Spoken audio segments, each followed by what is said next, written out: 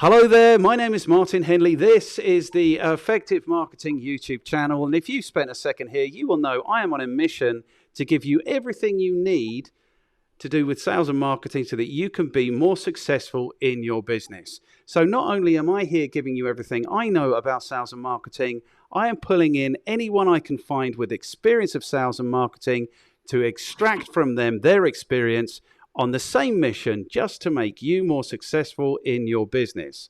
So today's guest has been supporting businesses since he stepped away from the safety footwear and clothing business way back in 2003. He has been an action coach, property investor. He runs a sound and audio visual business. His business that we're interested in today is 3 Degrees Social, which is focused on LinkedIn marketing. And he has been running that business for more than 10 years. That business is about training, systemization, the post-party club, and driving attendees to your online events or offline events, I would imagine. I am prepared to award him right now with the award for the best beard that has ever and will ever appear on this podcast. Today's guest is Andy Gwynn. Hello, Andy. How are you doing, brother? Hello, Martin. I am great, thank you. I am hot desking in Birmingham in the UK at our godson's house. My father's not well. I'm with Mary, my partner, and I we're living in Spain, southern Spain, but we've flown in for a week. So that's why I've got the fleece on because it's blinking cold. And you can actually, this beard isn't really a meritocracy. I just say you've just got to go to bed and wake up and repeat 3,000 times and you'll get there. You know? So I'm doing great. I'm looking forward to this because for the same reasons as you've just said that we can elaborate on. So I'm cool. Thank you. Excellent. I don't know if I did it consciously, but I am aware that I am very overdue for a trim, for a beard trim and a hair trim. So I don't know if it's because I knew this was going on. I thought if this is going to be a battle of beards, I have to show up at least, even though I'm definitely going to lose. And there is another 4 years here. Oh, you see, I can't do that because I've got curly hair and it actually goes to ringlets. So who was that? Who was that girl that was on Just William in the 80s? Do you remember? I'll scream and scream until I look like her if I'm not too careful. Because also I'm a little bit ginger, so it's just a disaster. I've already given you the 5% Tim Minchin award, so you haven't got to worry about girls from childhood stories. But I don't know how I feel about the 5% Tim Minchin award. I really don't. I love him, but we don't need to go there anymore. But, okay. Well, as long as it's meant with love, then I am accepting of that, I think. There you go. Definitely. I get, very occasionally, I get mistaken for Russell Crowe. Okay, each their own. We've all got our own filters on, haven't we? Yeah. At one time I was in Egypt and I got pulled out of the queue for a nightclub and they're like, oh, you don't have to queue. You don't have to queue. And they took me in. And I only found out later it's because they thought I was Russell Crowe. And it depends how generous the people are being. So if they're being very generous, they say, I remind them of Russell Crowe from Gladiator. And if they're being very ungenerous, they say, I remind them of Russell Crowe from A Sensible Mind, where he's looking much less svelte. Okay, I get one of 2 or 3 things. Okay. We emigrated to Spain in since COVID, and we'd been out there a few years before. But I obviously get Papa Noel, but I'm not allowed around children, but we probably don't need to go there. So I did learn Spanish for Father Christmas doesn't exist. Your mum and dad have lied to you.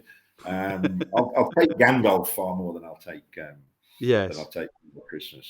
And ZZ Top, but in Spanish it's Zeta Zeta Top or something. And but I do love them, and we've lost one of those guys in the last year. So yes, it's usually Father Christmas or ZZ Top, but I'll take Gandalf over those 3 because the thing is you're making it very easy for people with that beard. You really are. Hey, yes. We're going to talk about marketing, and what you do is different. And we were just talking earlier about how marketing, it's got to be different. If you're going to sell, if you're going to get a job, if you're going to do something, you've got to be different. You've got to stand out because you want people to be attracted to you or buy from you or employ you or whatever it is. So yeah. I do like the difference. I've always liked being different. Yeah, 100%. And I think, Right, I may have just screwed this up again. What have I done? I don't know. Bear with me. There we are. You said back. I owned a sound. You said I owned a sound and event company. I have a shareholding in it. I don't. I'm not operational. I'm not a technician. So you've made your bed. You lie on it. I'll just wait for you. Okay, good. I don't think anyone would have seen that. If I hadn't said it, no one would have seen that I screwed up. But I will know when I come to edit this. So that's all good. So yes, thank you for bringing us on track. We are here to talk about marketing. And this is interesting. What are we going to do? Are we going to admit to the fact that we've done this once already and the technology failed entirely? So we're doing this again. Are we going to admit to that? Or are we going to pretend? You know what? I think you've already done it. And I have a number one rule working with people is just open and honest communication. And I say call it as is, A-Z-I-Z. You know what? Somebody once quoted 80% of my marketing doesn't work. I just wish I knew which 80%. And there's a lesson there to measure it. But, it's about learning from what goes on. And yes. I'm a great marketeer. I'm not a technician. You're a great marketeer. You've got better sound set up there. I'm just on a MacBook laptop straight to camera. Yes. I don't think it matters. I think what's important is that people take from what they get from the content of this and they do something with it. I've had so many people over the years say, oh, well, I saw so-and-so speak and he was a bit arrogant. I go, I don't care. What did you get from the content?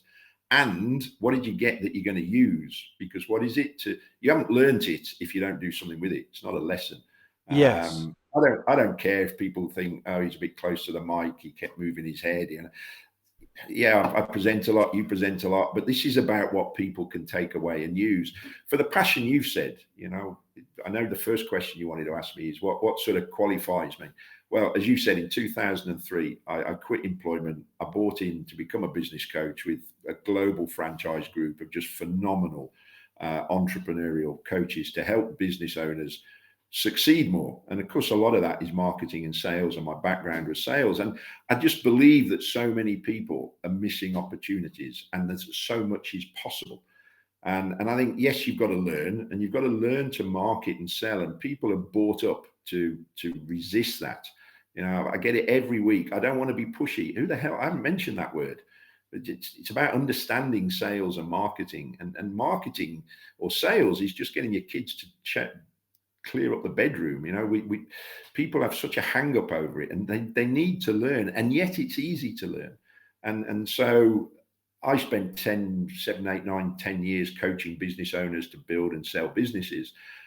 And I got into LinkedIn. I started using LinkedIn for myself, and I realized that this was just so powerful. I cut my teeth on knocking doors and picking up the phone and ringing people out of the yellow pages or the phone book.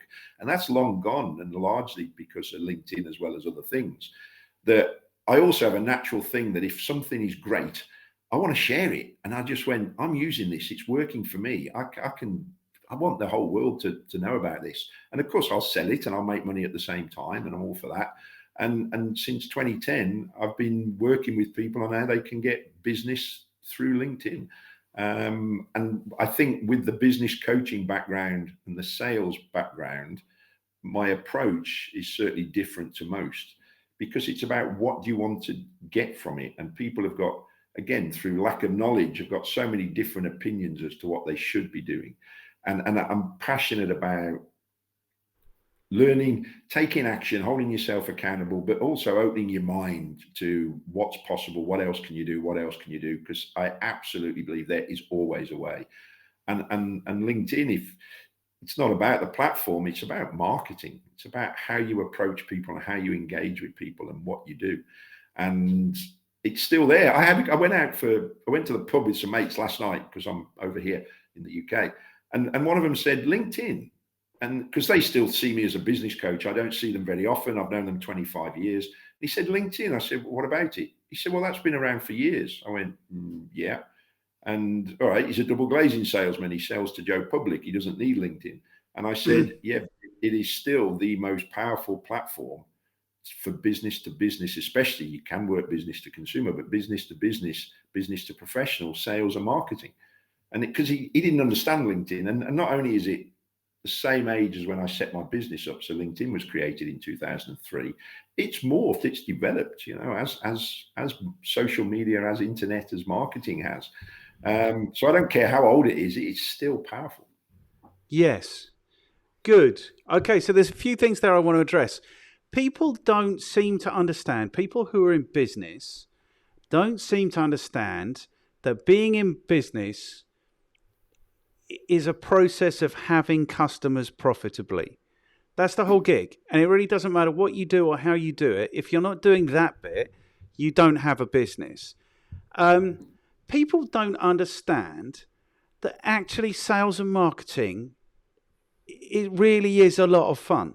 It's your opportunity to be creative in answering, in finding, in testing and finding ways to get people excited about receiving the value that you deliver.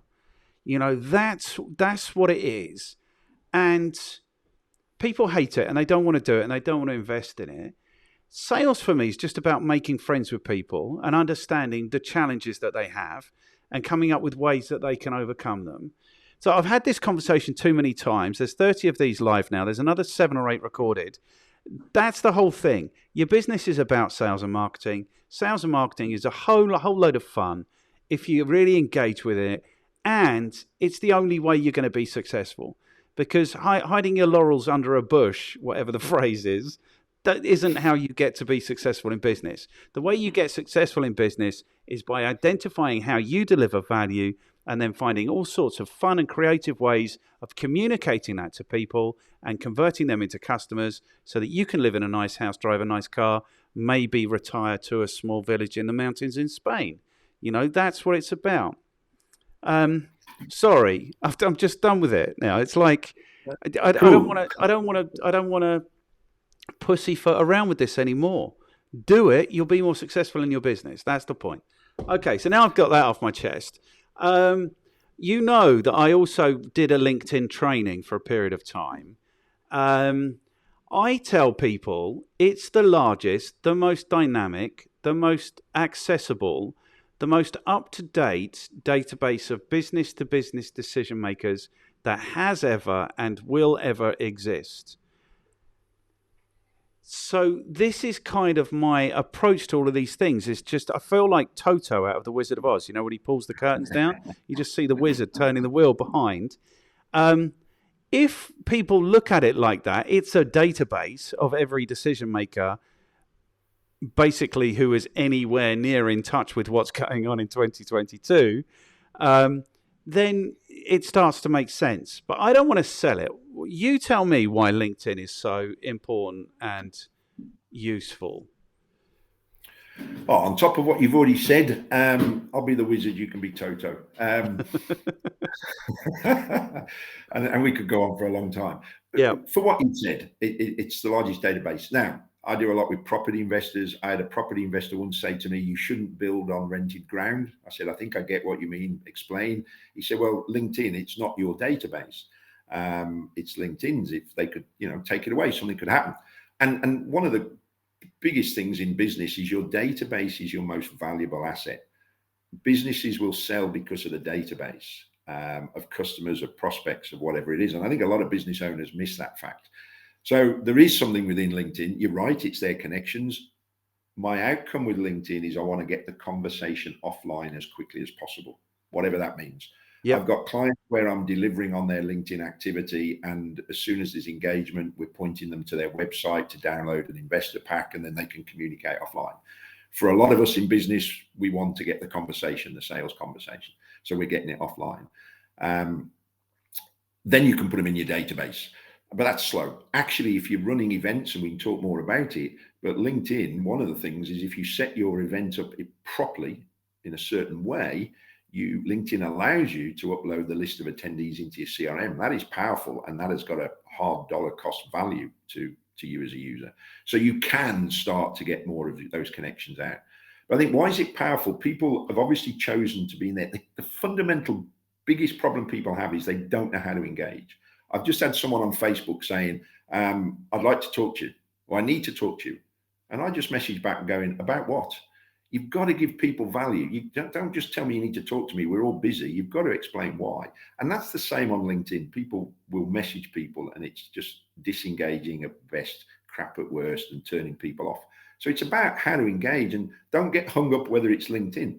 I remember once a team of sales guys saying, well, we're making connections, but then what do we do? And I went, what do you normally do if you email someone or you pick up the phone? He said, well, we ask for a conversation. I said, that's all you've got to do, but in the right way. The fact that people are on LinkedIn, if you engage in the right way, and there's my mantra, 2 things with LinkedIn: your profile needs to get found, give value to the reader, and prove your credibility. And then your strategy is to find, connect, and engage in the right way. So it's about engaging in the right way. But the fact that people are on there, if you engage in the right way, they're likely to be open to a conversation. And you can find anybody in the world. My business trading name's 3 Degrees Social, because if you Google the 6 degrees of separation, it says now it's nearer 3 degrees of 3 steps of separation globally. And it's true. So it's just so powerful to find and get to people quickly and easily. When we bought our house in Spain, I found an English-speaking Spanish mortgage broker and an English-speaking Spanish lawyer within 24 hours of going to my connections on LinkedIn. It's networking. You can do direct sales, and it's networking. We know our network equals our net worth. It's about who you know. We're talking now because you interviewed a great friend of mine, Warren Cass, and he referred me in. If you want a plumber, what do? You go ask your mates. Well, it's just LinkedIn is that on steroids as well. So, and it negates cold calling. I'm only in 12 years, I've only ever had conversations with permission. I'm not approaching anybody cold. And LinkedIn is so multifaceted. There's so many ways to achieve that. I think question number 1 for people is, what's your outcome? I've just taken on a couple of new clients where I deliver on their LinkedIn activity to generate inbound conversations at their end. And my first question is, what's your outcome from your lead generation? Do you want to point them to a website? Do you want the conversation? And who's your ideal as well? So it is just so dynamic. It's global. Yes, there's a lot of functionality. I get people say, I don't like LinkedIn. This doesn't work, or I don't like that, or I don't like the other. My other mantra is get over it. Yes, LinkedIn's not perfect. I have a love-hate relationship with them. They're powerful, but they're a pain in the proverbial. Get over it and just ask yourself, how do I make it work to achieve what I want to achieve? So that makes a lot of sense. And like you say, it's not going anywhere now. I don't believe it can. They can change their rules and change their stuff, and they constantly change stuff. And the great thing for me and my dev team and my colleagues is we're ahead of the curve because we're just immersed in it every day, with automation, with posts, with the functionality. We picked up on this event thing last year that they'd relaunched a few years ago. And most people that are running events just don't even realize what they can achieve. So it is dynamic. But mantra number 1 is get over whatever's going in here. I have got someone else to refer to you, a great guy called Leon Street. There's the 3rd person I'll refer to you, because he's just approached me. I've known him for years. And he said he teaches people how to make high ticket sales. In other words, your conversations are only happening at the point of people are really asking to buy. He's brilliant at the scripting and the sales process. And he said, I'm running 5-day challenge and webinars. Will you market them through my LinkedIn profile for me? And we'll do a deal together. And he has said, my courses are 80% mindset and internal beliefs and internal personal development, because when people get their head around that, the actual implementation of marketing strategy and sales strategy is easy. He said it's not even 20% teaching them the strategy. It's more than 80% getting their head in the right place. Right from the, I don't like sales, I don't want to be pushy. And I accept most people didn't go into business to sell a market. They went in because they wanted to deliver their great product or service. Tough. The reality is you've got to learn to sell and market. And people have so many disempowering beliefs and views about sales, about marketing, about LinkedIn, about social media, about yada, yada, yada. You get that right in your head. Doesn't matter whether it's LinkedIn, all the other social media channels, door knocking, networking, you'll fly with it. And Leon's the master at the master of that. And if you like the sales. Brilliant. Okay, I'm going to have to stop you there because you've said so much, and I want to say some stuff back. Selling your business, like, people don't know that really the only point to running your own business is to produce something of value that somebody will sit down and write a big fat check for one day. I said this to Barnaby. You familiar with Barnaby? Barnaby Winter? And he pushed back really strongly, and he said, no, it's too transactional. But I think running your own business is so ridiculously hard that if you're bringing in an income, it's not worth it. Go get a job and the holidays and the benefits and the car and the laptop. Like, do that. It's a better return. So the only real benefit for me of running your own business is to build something of value. So when you're like, actually, I don't want to do this, I don't want to deal with another client ever again, then you can sell it. You've got something and you can step away and you can be comfortable still. I'll put a distinction on that. And I agree largely, because that's what my first 10 years in my business was about, was coaching business owners to do that. I think it's whatever. Rule number 1.1 is be brutally, totally, absolutely honest with yourself. And if you enjoy, there is an argument to say, I'm building a business because it's serving people and I want that. That's fine. Yes, I think the ultimate question is, what are you doing this for?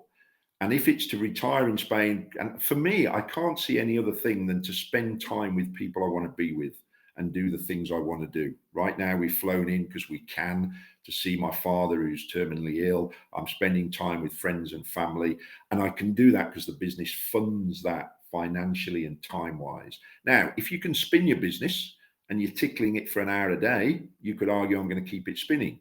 Yep. But you could also argue, quite rightly, sell it because I can make more money with the money I've made on the sale, investing it elsewhere, hands off. I haven't invested in property. I've got money with stock market traders, forex traders, crypto traders, and each of those are pretty much giving financial freedom revenue streams to me in their own right. So I can pick and choose what work I do. You said, am I all right with this? Absolutely. This is fun. You know, this is cool. And if people take some stuff and do something different with this isn't work for me. My mother said, how can you retire at 54? I said, retire. I'll never retire. I'll financially retire. But if Martin says, come and speak for an hour and a half to a load of people around the world on how they can get better results with LinkedIn, easy, happy days. Because I love helping people. But yeah, I've got a client who's just sold his IFA firm and dropped a few million in the bank. And I was coaching him over 4 years. And when I said, what do you really want to do? You can sell this. He said, I never went into business thinking about growing a business or selling it. I went into business because I'd been made redundant and I needed some money. And that's so true for a lot of people. And I went, yeah, that was back then. Now, where do you want it to be? And I've got one coaching client now. We've been working together 8 years. We're great friends. He's got one of the most profitable businesses in the building industry in the UK. He's financially free, but he's still tied to that business because he's not yet able to structure the business in the way he could. And there was a great quote I saw on LinkedIn yesterday that said, as a business owner, you're replaceable. As a family man, you're not. Or you're replaceable by your business, you're not replaceable by your family. Where do you need your priorities to be? Your business should be the vehicle for you to achieve what you want to achieve. And if we bring that down to LinkedIn and wherever we want this conversation to go, that's part of the mechanism to do that. You know, I can pick up inbound inquiries because I've got some automation pushing out messages to my LinkedIn connections every day. I can pick them up from wherever I am in the world, and I can just deal with people who have inbound said, I want to buy from you. You know, that's leverage is the other word, you know. Good. Okay, I don't want to get to LinkedIn quite yet. Did I tell you when we're with the conversation that we're pretending that we never had, like when we did this before, did I tell you that I got blown away by Brad Sugars in like 2008? I went to a talk in London and it was amazing. And I'm like, okay, this is what I need in my life. And I filled in one of the forms. I'm really interested. Please call me. Well, I think since I spoke to you, I might have had that call because I got cold called by Action Coaching about 2 weeks ago. And what they do, I think, is they put these kids on the phone to like cold call people. And the guy came on the phone. He's like, is that Martin? I said, yes. He said, oh, okay, Martin, are you finding that you're not spending as much time with your family as you'd like to be? And I said, no, thank you for your call. And that was the end of the conversation. It was so poor. That's all. That's all. Brad Sugars is an amazing, amazing person. like when I saw him speaking, like he was having this conversation then, and he was doing the whole thing like who could be away from their business for a day, 2 days, 3 days, 4 days, month, 6 months, blah blah. Basically, you haven't got a business. If your business needs you, if your business can't run without you for more than 6 months, he is an amazing light. You don't have to get very far away from him for the light to dim really badly, I think. That's all I want to say about that. That's a nice phrase. And we're sat here now because of what Brad Sugar's taught me from 2003 onwards and the whole global network. And it's the 80-20 rule again, isn't it? There's a lot of awesome entrepreneurial coaches out there that change lives. And there's people that it's like a mechanic. There's people that are not as good. I mean, that's an awful phone script. And it's I don't know who's put it in there and who they've employed to do it, but it's bonkers. It isn't what Action Coach taught me and what and I was part of the development in the UK in 03. I'd add a distinction on what Brad says because I bought into that and I believe it. I also think now in 2022 and the last few years that we're able to leverage our business far more. We can trade on the internet. We can trade more globally. We can leverage it. So maybe the business, I can make more money in less time. Maybe the business can't run without me. I could employ people to do what I do. I don't want to because for me, it's not my strength. But I can make a lot of money in very little time. And we've got more tech being developed with my team where it's going to leverage my time even more in the next month. And for me, that's great. Now, if I totally didn't want to work, then my business can't do that. But I'm literally working sometimes minutes a day. And also what Brad did say is your business should be the cash flow machine for you to then invest. And the easiest first step to learn to invest is property or real estate, and then the markets. And the other thing is you should be, as a business owner, a generalist and employ specialists. People employ me to deliver on their LinkedIn stuff because that's my speciality. I employ literally, I work with a stock market trader, not the broker, not the introducer. He's the specialist. He trades my money and gives me literally 6% per month compounded up. I've got the same with a Forex broker. I've got the same with a crypto trader. I'm employing specialists to invest because I'm never going to learn that level of investment. I've learned property investing. I've got a portfolio of property and I've learned that. And so it's about finding truthfully what you really want. So yes, could I sell my business? Probably not for much without me, but it's so highly leveraged in time for money that I'm happy with how close it is. And I think more people can do that with internet and online businesses and global communications now, where 2003, when I bought into Action Coach, there was no social media. Yes. Okay, good. So I think one of those two things, you either you haven't got to, but you should either be at the same time that you're growing it and taking an income, make it something that's going to be saleable at some point in the future. And that is just about understanding how people value businesses and building that value into your business. Or like you should just leverage it so it really isn't very demanding on your time. Good. The other reason that LinkedIn is amazing for me is because I went to work in the 90s, and the way we worked out who our targets were in the 90s was by phoning receptionists and begging them to tell us who takes care of this, who takes care of that. And that was so grossly inefficient compared with what LinkedIn provides us now. So within about, let's not get carried away, a minute, I can pull up a list of any B2B seller's ideal prospects. And it's a minute, it might be a minute and a half if I'm having a slow day. And and I can tell someone, look, there you go. There are your 450 targets or your 3,227 targets or whatever it might be. So that for me is the other huge value of having access to this database, is that it takes all of the guesswork out. Like, you're getting a sense of the scale of the opportunity already. If you can say, okay, I've got 3,227 people I can sell to in the UK, and I might be able to engage with half of those, and half of those might be in the market for something now, then I can start to say, okay, this opportunity looks like it's worth X, Y, or Z. And not only that, but I get to know exactly who those people are, And then your next point, how to engage. So 100% you're right. 100% you're right. People don't know how to engage. But the way you engage on LinkedIn is no different from the way you might engage with someone you meet at an exhibition, or somebody you cold call, or somebody you email. So that once you know how to do that, that's universal. And I think it's really good fun. I should give you the opportunity to say something because I've been talking too much. Cool.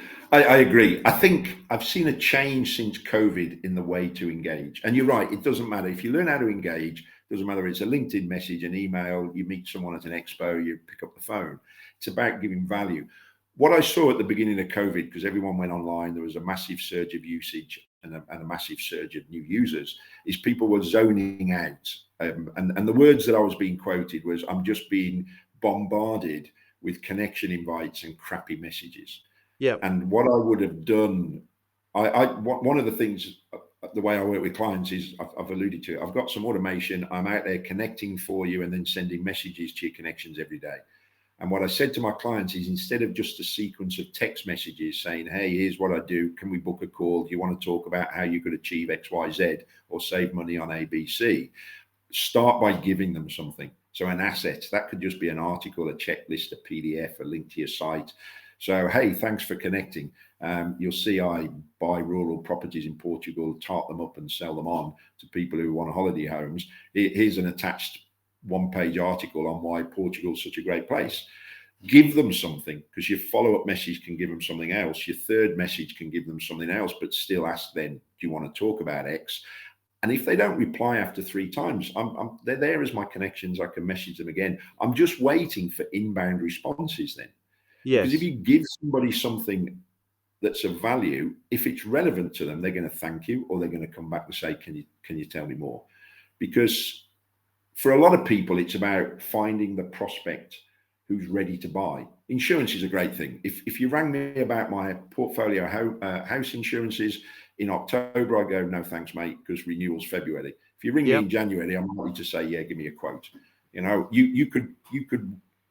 You could not be thinking of wanting help with LinkedIn right now because you're visiting your terminal father, or you've got a load of other things you're doing in the business, or you're busy with something.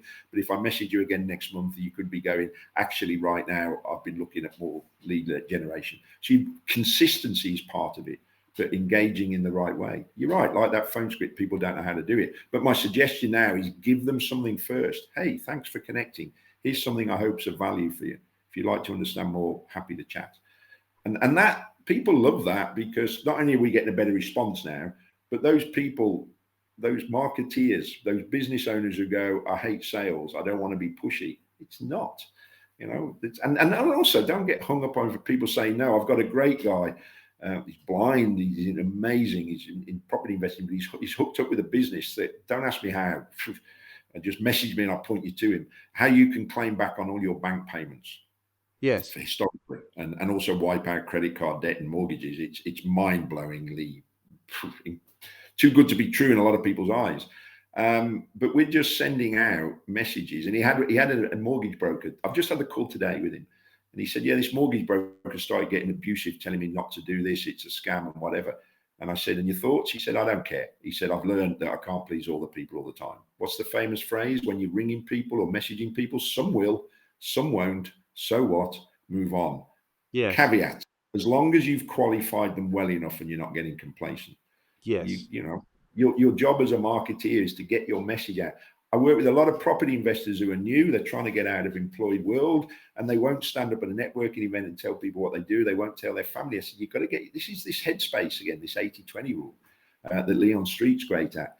I said, you've got to tell everybody what you do.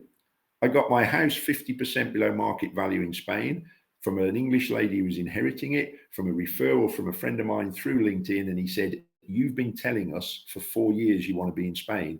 Here's a property for you. You've got to keep just telling people how you can help them, what your product service does for them. Yes. Okay, good. So this is, for me, how to engage 101. stand up, be presentable, be friendly, let them know that this isn't a complete waste of their time. So give them some identification. I work with property investors based in Birmingham, and I deliver this value for them. And then add value to their lives. Like unsolicited, here's something that you might find useful. And it's no more difficult than that. It really is no more difficult than that. Okay, so I want to come back to this. I want to say two things. The 3 degrees thing was really cute. They used to, I've still got this in my slides, because they used to and they stopped. So this segues in beautifully. They used to have like a 3 degrees chart as part of your profile. Do you remember this? So at the time, I had whatever it was, 4,000 connections. And it would say, and those 4,000 connections are connected to 250,000 people. And those 250,000 people are connected to 8 million people, whatever it was. So that is really powerful. I mean, through this process, this podcast thing, I've spoken to 38 people. I've spoken to people who know Mick Jagger. I've spoken to people who know Barack Obama. I've spoken to people who know the financial advisor of that huge personal development guy, Anthony Robbins. So my network has just gone like my 3rd degree network. No, my 2nd degree network has just exploded by having these 38 conversations. So that is the power of LinkedIn, is that you are literally 2 connections away from 8 million people. You wanted to say something? Yeah, just absolutely, because it's bang on. That's the other big thing with LinkedIn. At the beginning, 10 years, 12 years ago, when I was working with LinkedIn, I would say, this 6 degrees of separation. And I worked out that I was 3 steps from the Queen. So was it 3 or 4? I had a client, step 1. It's not through Prince Andrew, is it? Tell me it's not through Prince Andrew. Oh, it's not. No. I had a client who had a client that was a saddler, made horse saddles, sold to Prince Charles. So I could get a message to the Queen through 4 people. And that's the power. And I remember coaching a guy who was a musician, and boy, did he have a phone book of top people like the agents to Black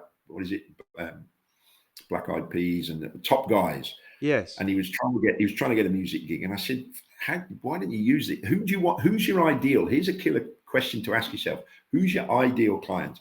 I've just had a guy who specializes in leases, and he said, I don't have an ideal client. I just want to help people who have got leasehold privileges. I said, no, we all have ideal clients. Who's your most profitable? Who's the easiest to sell to? Who's your ideal out of all those? Is it people with a big portfolio, a little portfolio? Is it lawyers? And I said, who do you want to get to, Luke? And he said, the head of A&R for Sony. And I didn't know what A&R was. It stands for, and I've forgotten now because it was a long time ago. An A&R man, they go out and find artists, don't they? That's what they do. In the old days, they'd be at the back of the gig. There's an A&R guy here. So it stands for artists and repertoire, I think. Yes. So while I'm on the phone to him, I'm on LinkedIn and I search head of A&R for Sony. And I was 2 connections away from him. And I said, Luke, this is the guy's name. He's based in Miami, Florida. And he said, how did you find that? I said, that's LinkedIn. Now, the guy had no photo. He didn't have many connections because the head of A&R for Sony doesn't really need to use LinkedIn, but he was there. Yes. And it's like, this is how powerful it is.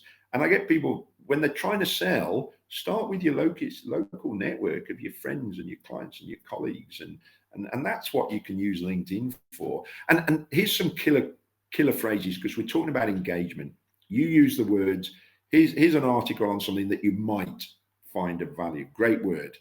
Because if you say, here's something that's really powerful, the little voice on the recipient's end can go, no, it isn't. I'm too bloody busy. Yes. So your languaging very easily can help you get that engagement. Here's something you might find of interest. And if it's not something for you right now, feel free to pass it on to any of your network that you think might be interested in. Yes. If you said to someone, here's how I can help you get more sales, they could say, well, I'm getting more sales than I got last month and last year. So I would say, here, I can help you get even more sales. They can't negate that.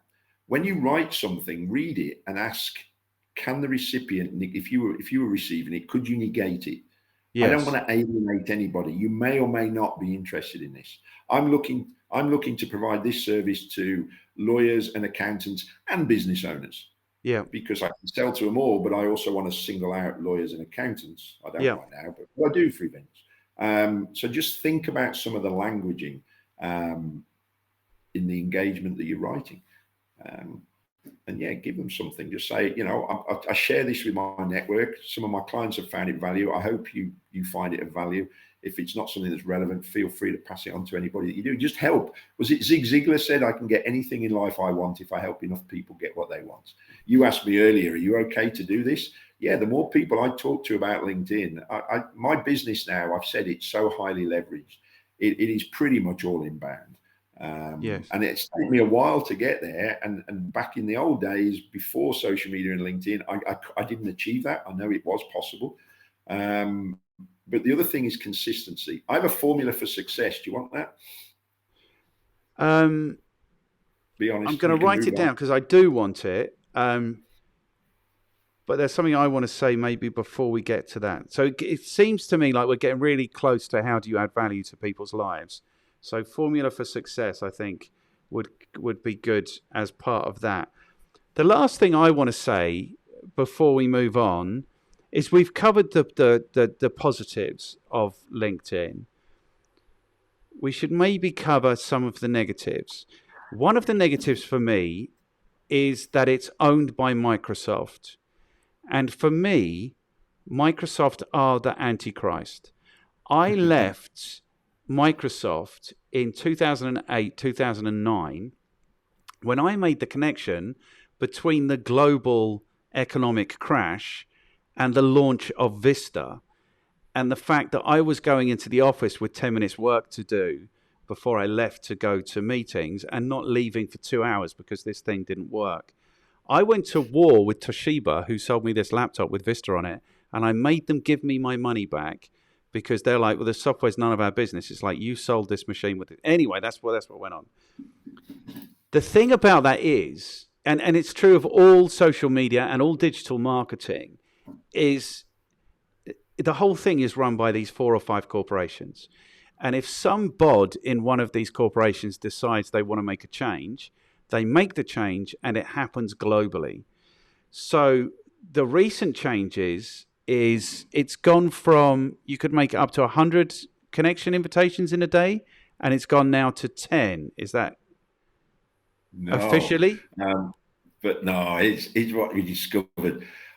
I would have always said previously, don't send out any more than 50 invites a day because LinkedIn are scanning for volume, and you risk getting blocked because they'll go, you must be automating or you must be using a VA in the Philippines, and we don't like that. They're hypocrites. They don't actually like you giving access to anybody else, including your wife, to your profile. So they contradict themselves.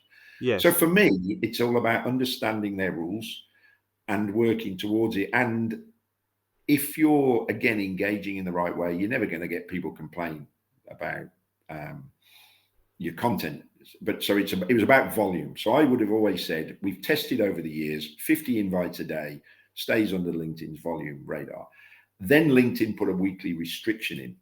And a lot of my competitors, if I've got competitors, a lot of LinkedIn done for you people panicked and said, oh, they've limited it to 100 a week. So at 50 a day, that was 250 a week. But it's not true. It's algorithmic based, because I am delivering for a bunch of clients. And all that happens, and people still get worried about being in LinkedIn jail. It's not. All that happens is they will message you and say, you have reached your weekly connection limit. We suggest you start again next week.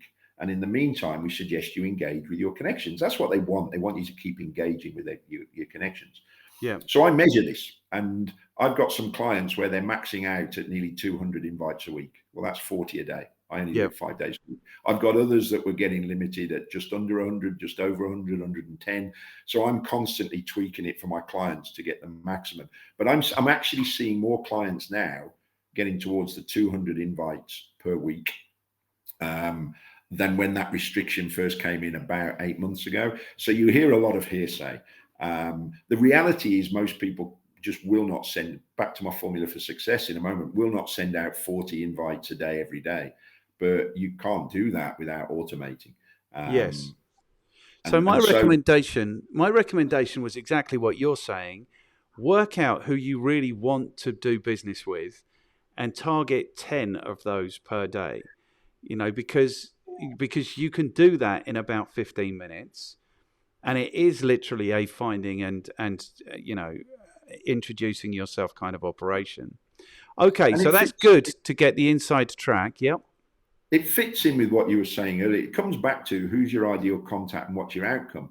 Because before I had automation years ago, I wanted to get to franchisors in the UK because I can sell business coaching to the franchisor and also his franchisees, helping them get more business. So I searched on LinkedIn, like you said. I found a bunch of franchisors, but here's the engagement message. You asked to connect with them. And when they accept, I said, thanks for connecting. The reason I connected is you'll see I help franchisees get more business. I'm just wondering, that's another great statement. I'm just wondering who in your business is responsible for franchisee development. Because it could be the franchisor, it could be the CEO, but it may not be. But it's more often in the bigger ones, it's the business franchisee development manager. Yeah. So by asking the CEO, thanks for connecting, I connected because I'm just wondering who in your business is responsible for franchisee development that I might be able to talk to about helping them get more sales. I generated a load of inbound. Then I got the conversation, then I got the sales visit, then I got the quote and the follow-up. I couldn't be inviting 10 a day manually because I was busy with the rest of it. And then when I've dealt with all those quotes and sales, then I wanted to pick up on it again and do it. That's fine because I didn't need many sales in my business. But if you want leads coming in every day, you've got to scale things up and you've got to do it consistently. So it's about deciding what's your outcome. But then it's and actually most people go and connect and I go, then what do you do? Oh, well, nothing. You've got to send a welcome message. You've got to craft it in the right way. Otherwise, you're wasting your time. The average CEO, according to Google, has about 1,000, just under 1,000 connections. So if each of their connections have 1,000, you have 1 million second-tier connections. Yes. You don't need to get a third. You've got all the prospecting you want in your life. I have 20-odd thousand. I have plenty of clients that have 4, 5, 6, 10,000 connections. So at 4,000 connections, if each of those have got 1,000, you've now got 4 million second tier. So you don't need to go to third. But how many of you are communicating with your 1,000 connections you've got? Most people are not because they can't day in, day out. Yeah. Whereas again, we can be messaging up to 100 of your connections a day. That stays under LinkedIn's radar. And we can be engaging with your existing connections because there's no point connecting with 40, 50 people a day if you're not going to engage with them. You may as well connect with, you've said 10, it could be 1 or 2. Step 1. Or none, if you're not going to engage at all. Go look at the connections you've already got. That's your starting point, isn't it? Okay, good. You keep dragging me forward, and I don't want to go forward till I have made this point. So my point is, these things are owned by corporations. Somebody decides to change something at the corporation. They think it's a good idea. They've got no idea what's a good idea or not because they're a developer rather than a user. So they don't really know the value of the thing. And we know they don't know the value of the thing because this is one of my favorite things about LinkedIn especially, is they want to charge you for stuff that is of really no benefit. And they give you the good stuff for absolutely free. I love that's my favorite thing about LinkedIn. My point is, it is changing all the time. It's rarely changing for the better because these changes are largely designed to make it less good unless you're paying. So it's largely designed to get people paying. So my recommendation is that people make hay while the sun shines. And I've got a salutary tale that makes this point about me. I produced my killer LinkedIn profile video in 2014. Then I decided I wanted to have adventure, so I did absolutely nothing with it. It had 600,000 views. I was getting 20, 30 people a day requesting to connect with me. So it was all going brilliantly, apart from I didn't have anything to engage them with. So until 2017, when I finally sat down and recorded my LinkedIn marketing training that they could buy. Now, at this point, it had already slowed down dramatically. And then what I did is I got on a plane and I went to Germany, and I got off the plane at Germany to discover that LinkedIn had been purchased by Microsoft and they'd completely reskinned the whole thing. So I had to record the entire course again. but I still wasn't quite done having adventures. So I went to South America and other places, and then when I had to settle down because of the pandemic, it's like, okay, now my video, which has now had 600,000 views, has completely run out of steam. It's not doing anything. I'm lucky if it gets 10 views a day. And now I've got the time to put those things in. So what you have to do with all these social media is make hay while the sun shines. Like, do it now. Because, so they're telling people they've limited it to 100 a week. It's not quite in effect. But there will be a time where it is in effect, and there will be a time where they're saying, okay, maybe we should limit this to 50 a week and 20 a week and all these things. So the time, if the people are interested to do this, is now, is what I would say. Yes, I think what I say to people... Before you say anything, you need to show some empathy for my procrastination and what it clearly cost me. Well, I think it's interesting because I've frozen on the one screen. Can you see it? I think it's interesting because I remember a few years ago, before your time scale, I had a friend who does what I do, a LinkedIn trainer and consultant or coach like you and me. And she said, I've put a course together. And she said, I've given up with the course because there's so many changes that LinkedIn made that I'm having to constantly re-edit it. So I avoided doing a course. But then I did one at the beginning of the lockdown aimed at property investors. But because I realized my approach to it is not about the mechanics of LinkedIn. It's back to what we've been saying. It's about how you approach, engage, and market. So for me, I used to have one-on-one coaching clients, and I used to say, let go of all the angst that you've got. It is what it is, like my dying brother-in-law said 2 years ago. It's about how can we work around it and make it serve us. Yes. So the fact they've changed the way that your advanced search looks in Sales Nav, I don't care. Yes, I've got to jump in and get to work with it. Now, if they restrict the amount of connections, so you do a SWOT analysis, didn't you? I'm often thinking, what happens if LinkedIn just fell off a cliff? Because all my business is about LinkedIn. It could do, because it's owned by Microsoft. Yeah, cool. I know you've got a thing about Microsoft. But if they stop me connecting with people, then I'm going to be engaging with my existing connections. I've got a post party club that gets us thousands of views of our posts. They want posts. They want engagement in social media. So I think the person who doesn't have many connections, then absolutely start building your connections, because the more connections you've got, the more you can engage with those people. I've just started working with a client. They got sub 100 connections and nothing. I said, you're at a disadvantage to my other clients, because we can't message your existing clients. Well, I can do it in a day. Yes. So part of the big strategy is getting more and more connections. But if your average CEO has 1,000, if that part of it got turned off tomorrow, you can still be engaging with those, and you can be reaching more people through posts. And we said right at the beginning of this call that actually you should be looking to get those connections into your CRM and your database, get them offline as quickly as possible. So there's your ongoing strategy. I can't get wound up over what Microsoft might be doing. And you're absolutely right. I remember speaking at a sales exhibition in London years ago, and there was a guy came up to me. He said, great presentation. I said, thanks. What do you do? He said, I'm the head of blah, blah in LinkedIn London. And I went, oh, shit, I've just been telling people why not to buy Sales Nav.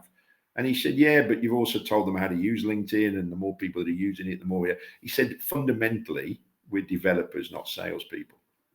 And that might have been before the Microsoft thing. But yeah, they're a pain in the neck. But you know what? If I can't connect with 50 people a day, I can only connect with 20 people a day. Go do it. And it's about engage. It's not just about connecting. It's about engaging with the people you've got. And so, plan out your strategy. And the bigger corporates, I know there's a lot of people listening to this that are sort of SME business owners. That's great. You can use this for direct sales. You can be building it with your own profile. The bigger corporates have got to try and pull a strategy through individuals. But I don't think LinkedIn's going to fall over. People have been saying, what if it does? They've been saying that to me for 15 years. Yeah. It's like anything in life. Nothing stands still. You've got to keep an open mind to be flexible. If you get hung up over what Microsoft's doing, or they've changed this, or they've dropped this function, or they've brought this in, it'll drive you mad. My rule is, what do we need to do to make it serve us? What's the outcome we want? Yes, 100%. And I think whatever your phrase was earlier, like basically move on, get it done, whatever that was. And the value of doing this far outweighs the inconvenience and the shame of being in business with Microsoft. It really does. So I'm not saying don't do this. I'm saying 100% get on this now. Get on it now, because it's not getting better for us. Nothing is. Because their mission is to make money and our mission is to get value. And all of these platforms, it's hard work getting value out of these platforms. So, which brings us brilliantly to how this does. Did you say 10 o'clock you've got a thing? 2 o'clock? I'm good. But You're good. Okay, cool. I'm good. Excellent.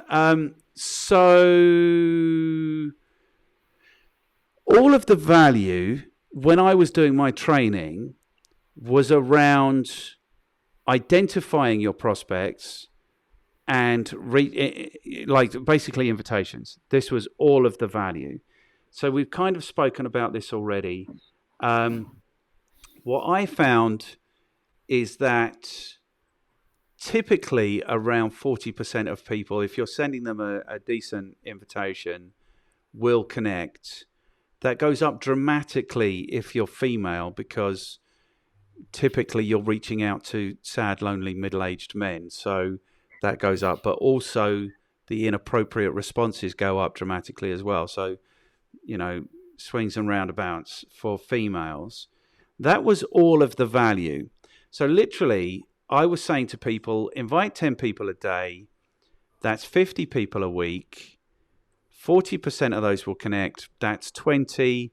So you're growing a network of almost 1,000 people of your most desired contacts, because you're doing that part in your targeting. So all of the value that I was delivering in my training was around identifying your targets and reaching out and building a network of those people. You've already told us a bit more about that in terms of what the numbers are currently and how it's working. Is there anything you want to say about that kind of... Because I know you've found another couple of layers of value to this that I really want to talk more about. Okay. It's interesting stats that you mentioned, because I am framing up my clients to some... Pre-COVID, I was saying I'm expecting to see about a 30% acceptance rate.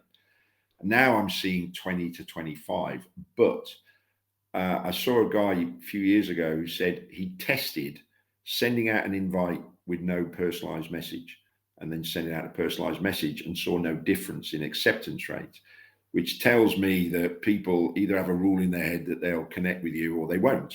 Yes. And I have a rule to accept every inbound connection, whether they're ideal target or not. Say again? Yeah, why not?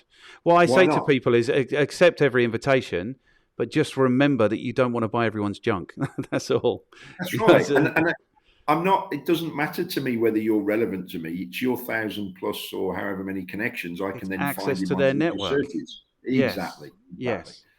Now, what I am testing with a client at the moment, because I think the acceptance rate depends on who you are and who you're targeting. Because business coaches, I'm seeing a lower result because there's a mass out there now compared to 5-10 years ago. But I've got a guy who was a radiologist. He was connecting with radiologists. He was eminent. He was getting 100% acceptance. Because I wanted to connect with him. So it does depend.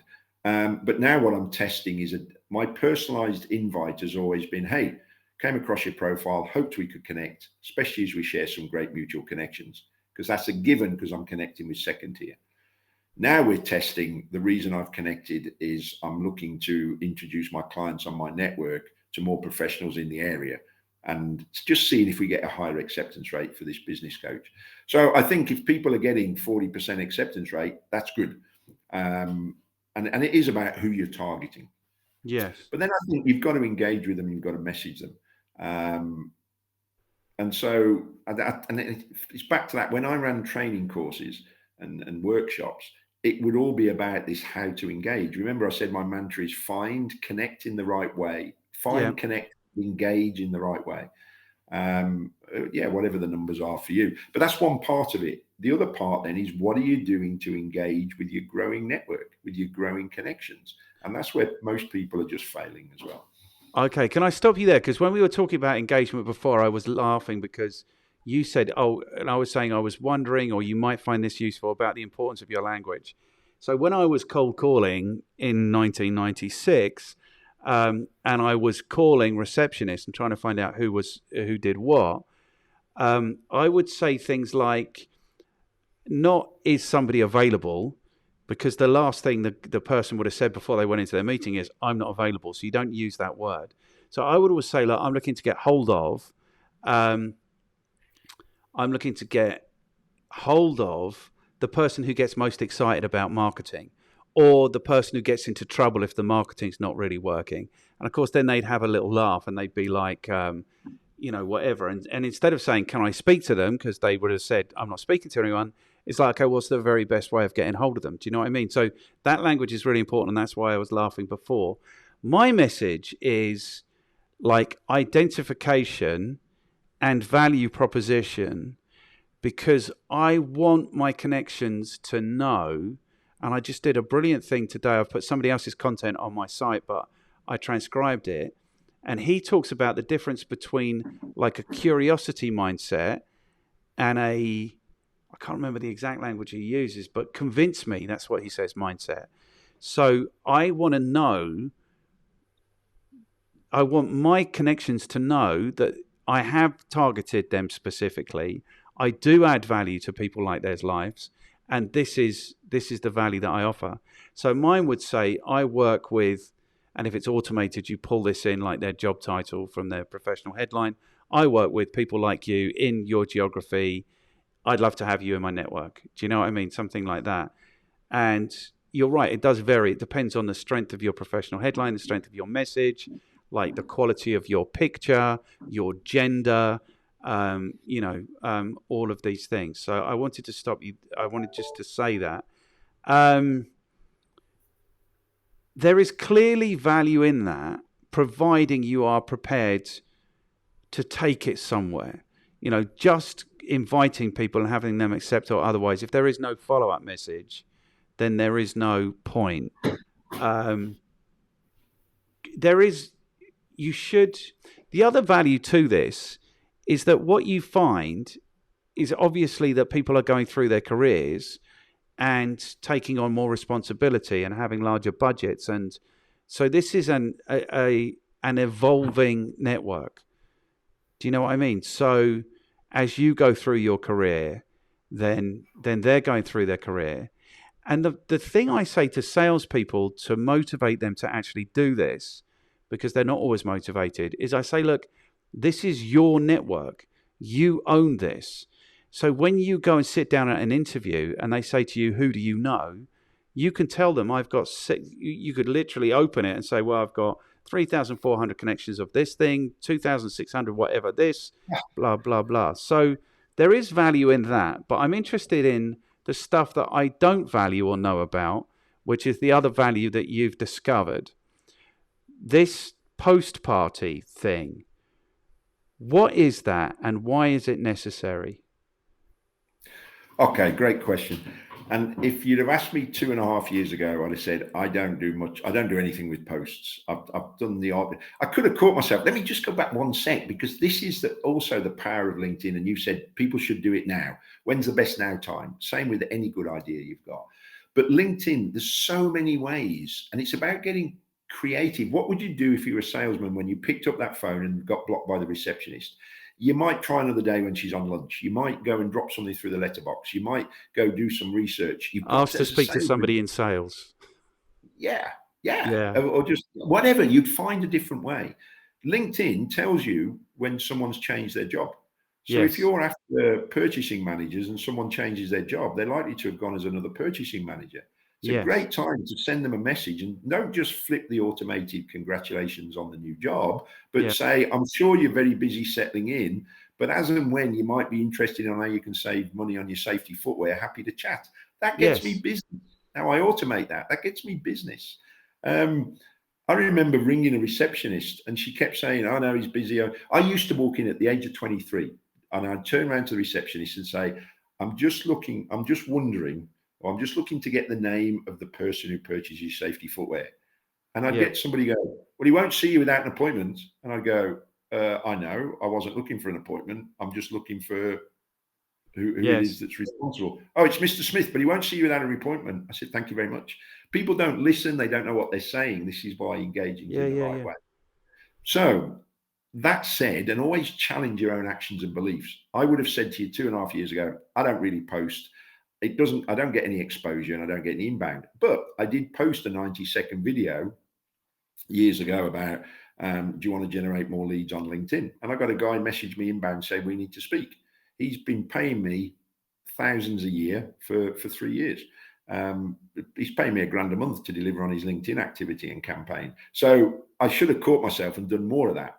Now, the reason I didn't, and what we discovered, I have said I've got some automation. Phenomenal friend of mine's developed it. It's many years in the development. It's proven for connecting and messaging and engaging and wishing congratulations on the new role. By the way, another one with that, it automatically went out. A guy in my network is a phenomenal guy called Thomas Power, who built eCademy, which was a forerunner to LinkedIn. LinkedIn killed it. Friend of the show.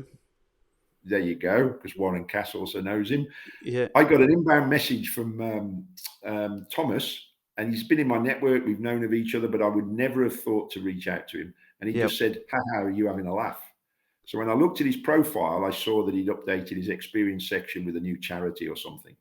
So I messaged him back and said, oh, okay, great. But this was an automated message to you and you've got nearly 30,000 connections. I'm guessing you're not engaging with them in a meaningful way. We should talk. 5 minutes later, my phone rang, my desk phone rang. He rang me. And he's been a member of my post-party club that we're talking about. I've introduced him to other people. We've done business, all because I wished him congratulations on a new role. Now, it wasn't coming back saying, yes, I've got a new purchasing manager's role and I need to talk to you. It was responding to having a laugh. So I guarantee people will get business from LinkedIn in a way I can't guarantee when you start doing this consistently. So I wouldn't have posted, but my same tech team, we discovered the algorithm that LinkedIn uses to push out your posts. And my understanding of it, and again, may not be absolute. I don't care. I care about the principle and what do we do to make it work for us. In that LinkedIn wants good content. All the platforms want good content. How do you judge good content? Well, my understanding is LinkedIn will push your post out to about 10% of your connections, which is abysmal. That's why most people only get a few hundred views. But then if you get a certain number, ish, 15 likes and comments, it's not about shares apparently, that you then comment back on within 2 hours of publishing the post. And LinkedIn's changing this algorithm and we're testing all sorts of stuff. We're on top of that, but fundamentally it still works. Then the algorithm looks at your post and says, well, it must be good content that Martin's producing because he's getting engagement from his network very quickly that he's engaging back on. We will now push this out to the rest of his network, which is your 6,000, 5,000, whatever, and the network of those that have engaged. And so instantly you're getting thousands of views of your posts. My property developer I've just mentioned in Portugal, first post last week, he said, I got 900 views. I've only ever had a couple of hundred. This is awesome. Now you've got to learn to write content that engages and gets you inbound. But there was sort of no point unless you're tapping the algorithm. So we built the Post Party Club. It's a membership. We've got people in a Facebook group. We have fortnightly group calls to help you develop your post content and your posting strategy and everything to do with LinkedIn and marketing like we're talking about. PS, we've built this tech portal that is unique in that it gives you random participation. So it's not a pod where 15 people have got together or there's 50 people in the group, but only 10 participate randomly. The set times, there's a commitment to participate. It gives you unique engagement, random engagement from other members. But for me, it's about this membership of teaching people how to use LinkedIn and the rest of your marketing. We've talked about assets that go out with your message. A lot of people haven't got them, so let's help you with that. So the concept of pods, i.e. groups of people getting together to engage on your content, is out there globally. But the reality with that is LinkedIn also wants unique engagement as well as unique content. So if it's the same 15, 20 people every time participating, a bunch of mates or people in a group, LinkedIn will recognize that at some level. So we've built this tech around being able to deliver on that. And it's exciting because it means I can share my stuff with people en masse. in the Facebook group on the fortnightly calls.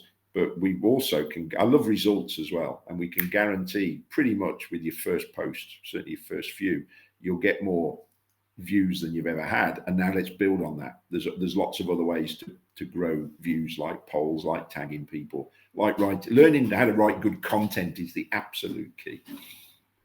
Okay, good. So this is kind of top of funnel type stuff.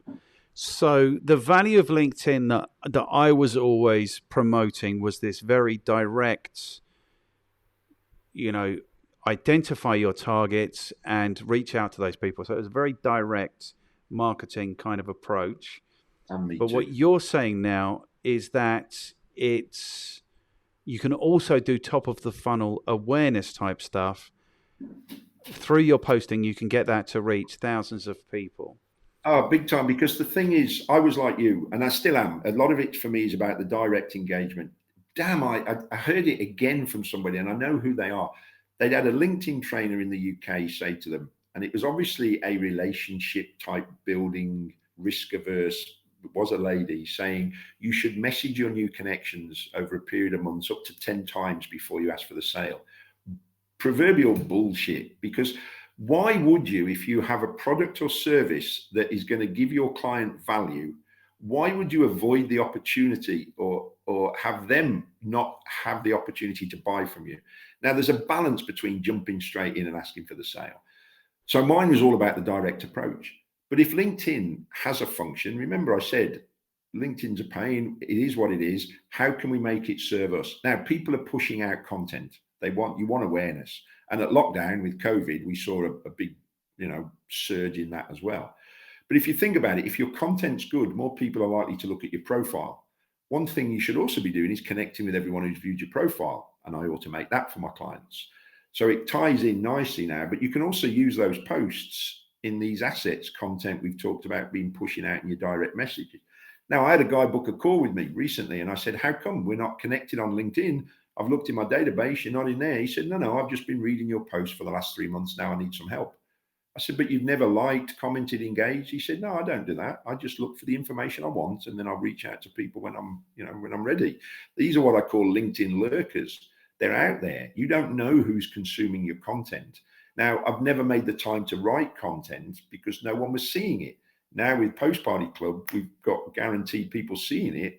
So why not slot that in as part of your marketing strategy as well? But it feeds the direct side. Now I'm pulling together the two sides of LinkedIn, whereas for 10 years, I avoided posts because it's time consuming to write content. You got to learn how to, but also it was going nowhere. I could, like you, I could go connect with 10 people. Actually, I could send out 10 messages to 10 of my connections, pretty much saying, hey, do you want to talk about how I can help you with X? And I'd get sales calls. That's the direct thing. Love that. That's still valid. Yes. And like a lot of things should be an and mentality, not an either or. But it took us to crack getting the exposure. And now it pulls it beautifully together that for a lot of B2B businesses, LinkedIn, if it's not your only marketing strategy, it can be your main one and it can feed other stuff. Good. And the thing is, it can't do any harm if you invite somebody to connect and they go and look at your activity and see that you're getting thousands of views and engagements on your posting. That only supports further your credibility. Big time. Okay, I'm going to say it. I want to say it. I haven't really paid very much attention for a long time, and I have been recently. And the level of posting on LinkedIn is an abomination. It is appalling what people are finding the time to post about on LinkedIn. And the very whatever it is, when people realized that polls were going to get much more views than anything else, and all of a sudden they needed a statistical response to, oh, I don't like it when it's raining. How do you feel about when it's raining? Oh, I don't like raining. I quite like raining. I don't mind raining if it's not raining too much. I don't go to work if it's raining. 7 people have responded. It's. Let me give you that formula for success you wrote down. The formula is MA, times RS times C equals R. It's a formula. Oh, it's an actual formula. Yeah, it's a formula for success. What is it? It's I'm going to MA. make this the headline of our video. We'll see how many. If you want to. Yeah. So what is it? MA MA times RS. RS, like the Ford RS, the Escort RS. That's right. You got it. Times C. Times C. Equals R. Equals R. I also got taught by Brad. Do I get to guess or not? No, well, do you want to? Mass awareness times response satisfaction times customers equals retirement. Absolutely none of those. Brad Sugars also taught me, and Tony Robbins taught me, that human beings, we overcomplicate things. We're wired to overcomplicate things. So the analysts listening to this may or may not like this very much because it's simple. Okay. It stands for massive action. Oh, yes, Anthony Robbins. If you're an introvert, it can be more action. Times the right stuff, times consistently equals results. Think about it. You talked about making cold calls in the old days. Yep. If you made 100 telephone calls in a day, that's massive action. But if your script is like the one you said you got hit with by an action coach telemarketer and it's crap, massive action times 0 equals 0. Yes. But let's say you've learned how to write a script, how to engage, how to create rapport, how to position value, and you make your 100 calls of the right stuff and you do it for one day and stop. Massive action times the right stuff times 0 equals 0. So it's a formula. So if you're not getting the results you want in LinkedIn, in your life, in your marketing, in your business, which of those do you need to work on? What we're talking about, what you're talking about with crap posts, and we've been talking about crap messages, is the right stuff. I've got a phenomenal guy, and in fact, he's another guy to refer to, a guy called Peter Wendt. He's a member of mine. We've worked strategically together. His business is about teaching people how to write content that converts. Peter Gwent, like the town in Wales? No, Whent. Oh, like he went somewhere. Peter Went. Whent. Okay. Peter Went. I'll send them to you. That's like he gets inbound leads from his posts every day. We've got his content in our Post Party Club membership. We've got he and I doing some training and interviews, and we've got documents of the most successful posts that sell. Now, it's about learning to write content that engages and converts and gets a response. Same with your direct mail message, same with your email. How many terrible emails you get a day? Same as your telemarketing calls. It's about learning the right content. Now, polls, I had a client, he's a business financier, broker. He did a poll, should we be in a cashless society? Every man and his dog's got an opinion because we've all got cash. Got thousands of responses. Have you got cash? Huh? Have you got cash? I've got a couple of euros in my pocket and a few quid, but not a lot. But we've got an opinion about it. But when his poll said, as a business owner, having tried to get finance for your business in the past, what was your biggest challenge, A, B, or C? He's now funneled his absolute target audience to response. Now, he got a lot less engagement, but they were ideal target. Now, what the hell's the point of doing a poll if you're not going to follow up the people who have responded? Now, that is a bit laborious and clunky. There's ways around it. There's always ways around it. For LinkedIn, I meet so many people doing polls and I go, so you've had X amount of response. What's your follow-up? Oh, well, I haven't been able to do that. Well, what's the bloody point? It's like, I've just had 500 connections. Yeah, what are you doing with them? It's ego KPIs. It's pointless. You know, I get 1,000 people open my emails. Yeah, how many people do you get respond? So polls are powerful. Polls work. LinkedIn love polls and gives them exposure. Put a poll in a post party club, bang. But now what's your follow-up process? But think carefully about your poll questions. Who's your ideal? Here's the mantra. Who's your ideal prospect? And where do they hang out in the highest concentration? Good. And that formula, by the way, has changed lives. I'll give you the quick story of a property investor, a trainee property investor. And he came up to me, and I do a lot of speaking in that environment. And he said, I'm having a challenge with coming out of my old environment to now working in my back bedroom, trying to find properties. I said, I get that. I've coached lots of corporate business owners who have, quit the corporate rat race and set up on their own. I said, what did you do before you were, learning and becoming a property investor? He said, I was in the SAS. That's the British Special Forces. And I said something like, oh, shape up, soldier, stop being a girl, get a grip. And I saw his face drop. I said, I'm joking, okay? I get the transition, regardless of what you've experienced in your previous life.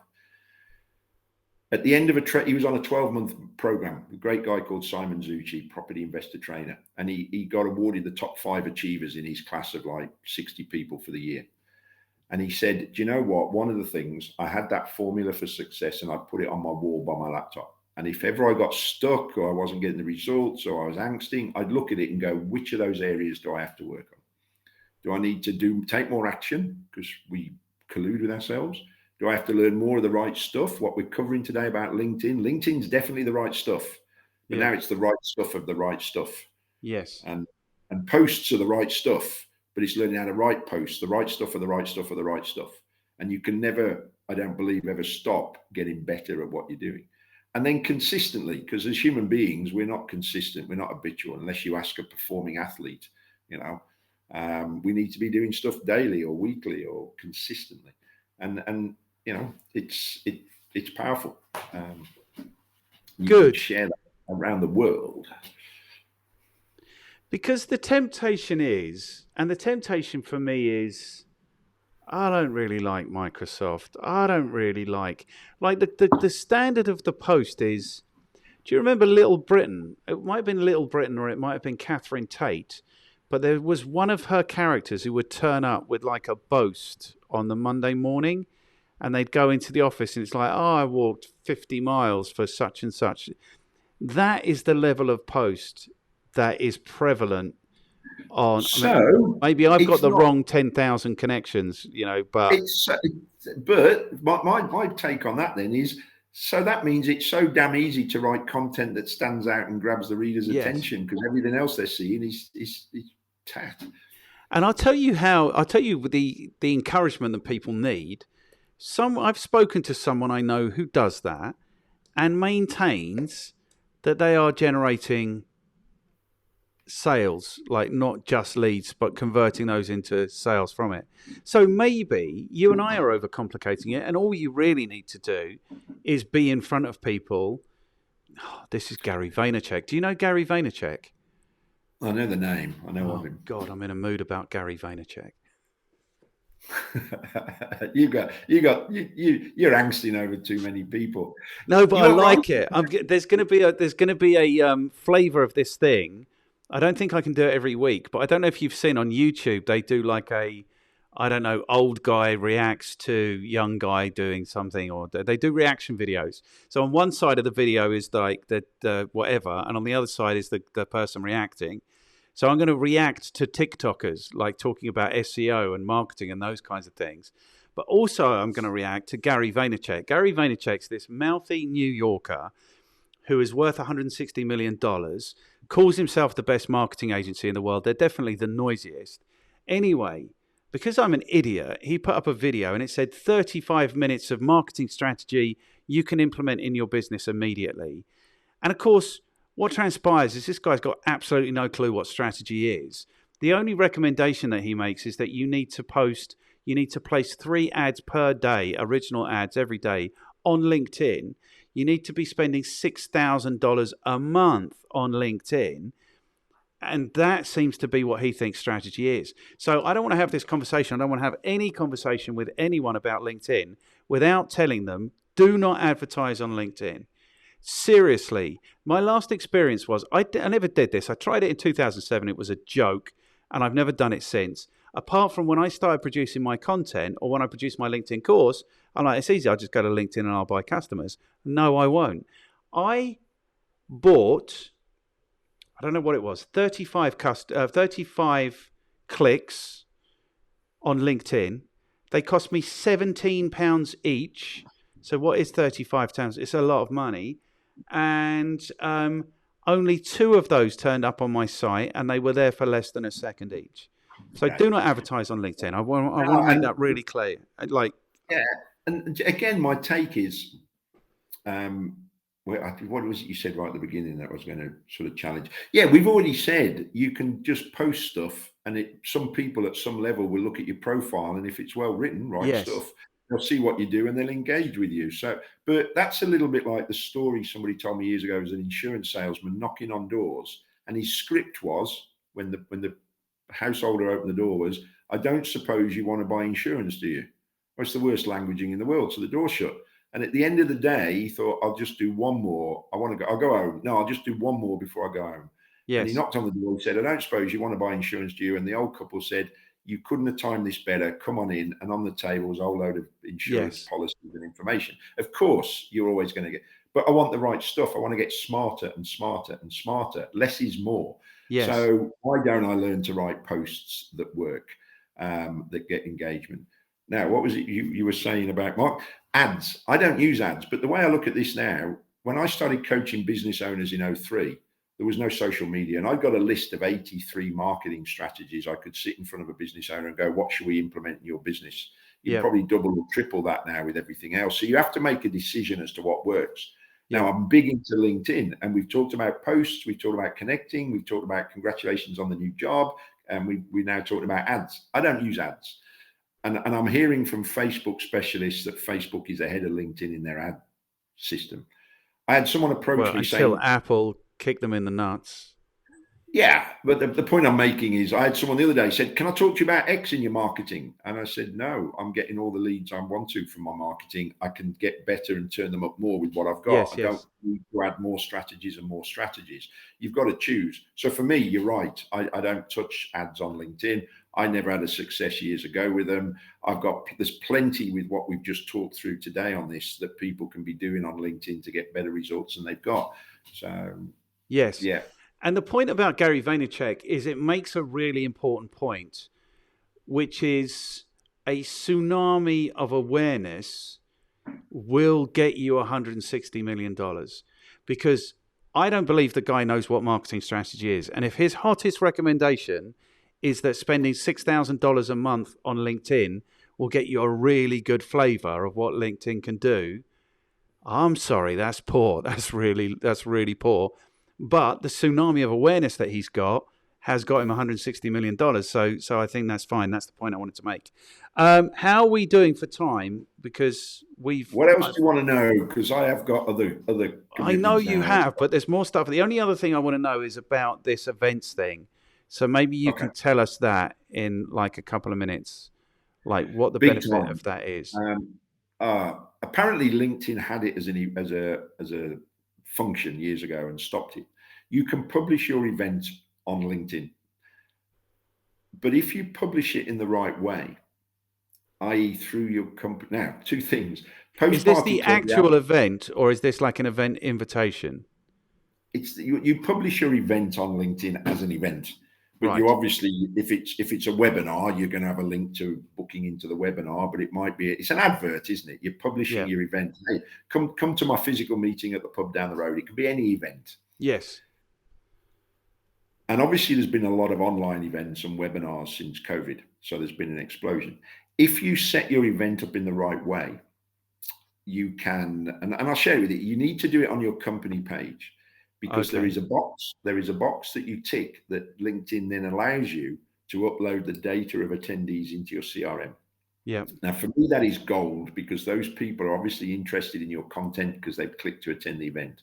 Yes, you need a process to engage with them and remind them, and then you've got to deliver a great event. And that's my niche for sort of working with people on and coaching people. But LinkedIn allows you to invite 1,000 of your connections per week to that event, which is massive. Now, the reality is only a small number will see that because it pops up in their notifications. Some people even have their settings set to not have notifications for events. Yeah. But I can automate this. So an event 4 weeks out, we send out 4,000 invites. And remember, we've said you can direct message your connections to the tune of at least 100 a day. It's another 500 a week. So I can scale this up. I have a walkthrough video on how people can set up their event, upload the data of attendees and do it themselves. You know, if someone wants small numbers or they want to do it manually, it's a bit clunky because without Sales Nav, you can't define your search of your connections other than by geography. Whereas obviously with Sales Navigator, I can search for business owners in Birmingham with employees of 10 plus, I can save that search, and then my automation allows me to invite those people to the event. So that's a big part of my niche for my delivering that for my clients. So for people running events, it's gold. You can now, people's challenge with events is I don't get enough attendees. Yep. And then secondly, I'm not selling out in the back of my event, whatever the outcome is. Might be to join the newsletter, might be, you know, accountants, lawyers, IFAs, they're doing lots of events. Pre-COVID, they were bringing them into a room and wine and dining prospects. Webinars has been my marketing strategy since I met Brad Sugars in 2003, and he taught me. Brad Sugars has come to me and said, I need you to deliver on this for me. And I said, but you know webinar. And he said, no, I don't know webinars. You've done more of that in 5 years than I have. So I've delivered for him 20 years, 19 years down the road. It's, if you're running webinars especially, but physical events, it's a gold mine to not only get attendees, but to be able to get those attendees into your CRM if you do it right. So if people look on my profile, there's a link there to the video, or they can message me. If you're looking to scale it up or make it consistent, I've got people going, cool, we don't want to do this. We just want to step on our webinar once a month and deliver our webinar. Will you deliver the invites and the attendees, grow the attendees through our profiles? Then I can do that. It's gold for people doing events. But if you set it up on your personal profile, you don't have that tick box to get the attendees. Right. So I'm targeting people doing events going, you're missing opportunities, because they just don't realize, because it's relative. They brought it back in a few years ago, but of course it didn't boom until COVID, when everybody's gone online running webinars. Yes. Post Party Club, when we've talked about the algorithm for posts, that's only sound on your personal profile, not your company page. So it's the opposite. So my only reason for having a company page is to publish my event on the company page and drive attendees. It's gold for all that we talk about LinkedIn. Now you've got to run a good event, and you've got to be able to deliver events. Most people are not good at that. I've coached coaches and people for years on how to put their presentation together and deliver with the outcome they want. Yeah. Again, so many people go, I don't want you selling from, I don't want to be sold to from stage. Let's get over that and work out. It's about giving value. Yes. And the opportunity, making a proposal. There's something here you can buy if you want to buy it. That's right. But give them value, like we've done here today. Teach them something, and then you can ask for whatever the next steps are. People should be speaking at networking events anyway. It should be a strategy in your business. I've forgotten the guy's name, wrote a book on it aimed at the IT sector 20 years ago. It's a phenomenal marketing strategy, but there's an absolute goldmine there of LinkedIn on how to get attendees to your webinars. And events, webinars should be a significant part of your funnel if you are really doing any kind of marketing, I think. Okay, good. Do you want the good news? Yeah, go on. The good news is I think we've answered question number, I've forgotten, there are only 5. We've answered, so we know that you're qualified to talk to us about marketing. We've got a sense of who your customers are and the value that you deliver for them. You've also loaded this with recommendations, so we've done number 3. I've still got your answers here from the last time, like what should people read? And I've got a piece of tape here on the page. And you said people should read Rich Dad, Poor Dad, Property Magic, The E-Myth Revisited, and Brad Sugars' The Business. Is that what it's called? The Business Coach. The Business Coach. Okay. So do you stand by that? What's that? I do. Property Magic is by a guy called Simon Zucchi, if you're looking at property investment. But Rich Dad, Poor Dad, a lot of people have heard of. The E-Myth Revisited is Michael Gerber, Gerber. Brad's wrote many years ago a whole range of books, and there's a lot, for me, there's a lot of repetition, duplication, quite rightly. The Business Coach is about building a business. But then also we've been talking about marketing and sales. I would read his Instant Advertising. Okay. It's about marketing. You can apply it to social media. The question to ask yourself is, how can I apply this to my business? And then the other one is Instant Sales by Brad Sugars as well. Yeah, I read those books in 2008 when I was really excited about Brad Sugars. Cool. Okay, good. Now, your recommendation, people you are and capable of throwing under the bus to speak to me. Last time it was Nathan Littleton and Kenneth McKay. And this is the problem. I haven't got tape on today's.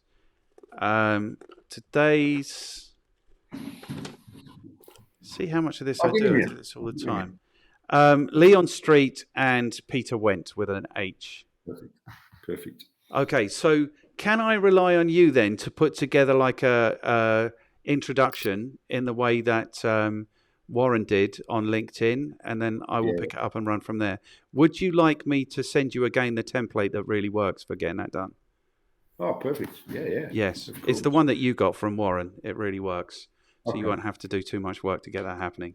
I've thoroughly enjoyed this. I think it was better than the first time. Cool. Do you think that? Well, the tech works.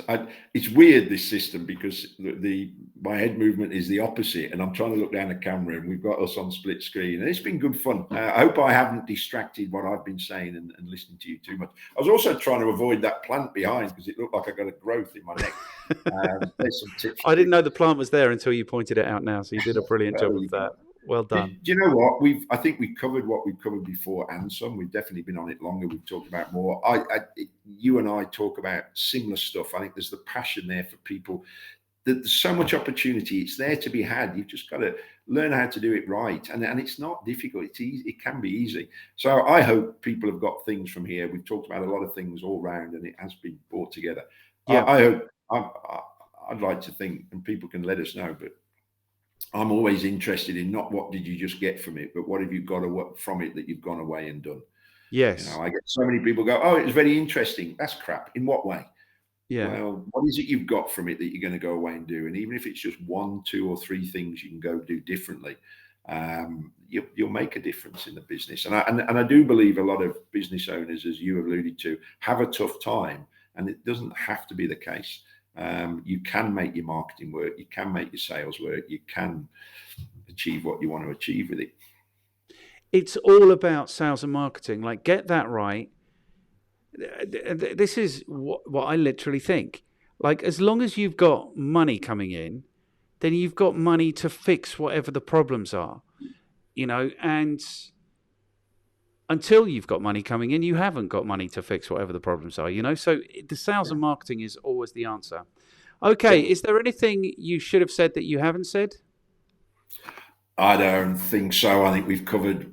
I'm looking up. I see different sides of LinkedIn, and you've come at it with some of them. You've let me talk about Post Party Club that I'm passionate about because people get instant results, and that can suit the one-man band as well as the bigger companies. It should be a no-brainer for everybody.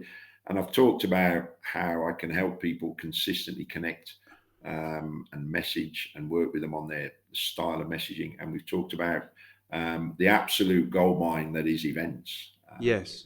For everything we've talked about LinkedIn, it is magic. So no, I'm cool. And, I know this goes out, and I know the 80-20 rule, or even the 8-95-5 rule. I stand in front of an audience of 60 would-be property investors that are up for massive action, up for financial freedom, up for changing their lives. And I go, send me your goals and I'll happily critique them. And I get 2%, 3% of them. So yes. I'll say to the people that are listening to this, connect with me, and any way I can help, let me know. The reality is there'll only be a few of you taking massive action of the right stuff. So. Consistently to get the results. Yeah, I have thoroughly enjoyed this. Really had a good time. Okay, so the last question then, is there anything that you've said that you shouldn't have said? No, but there was one thing you said that you nearly shouldn't have. Is there? Nearly shouldn't have, that you nearly gave the game away, but that's fine. Oh, about the time. I wasn't even going to say that, man. No, but I knew when I said that. I knew that you knew that we knew. Okay, so what we'll do is we'll do the pretend goodbye now for the sake of the audience, and then I'll stop recording and we can say goodbye like normal human beings. All right, cool. Thank you so much for being here, man. I've had a thoroughly good time. And Martin, you and me too. And any time we can double team this, because there's a lot of synergy and it can be slight topics within topics. I've enjoyed it. It's always a pleasure catching up with you. Yeah, I know people who are struggling to get people at events, so I think that there's at least one person that I'm going to be speaking to you about who could benefit from that. Okay, man. Thank you so much for your time. I will see you again very soon. Don't go. I'm just going to stop recording. Then we can say goodbye like normal human beings. Definitely. Thank you, man. Oh, you're a waver. You like to wave at the end of a video call.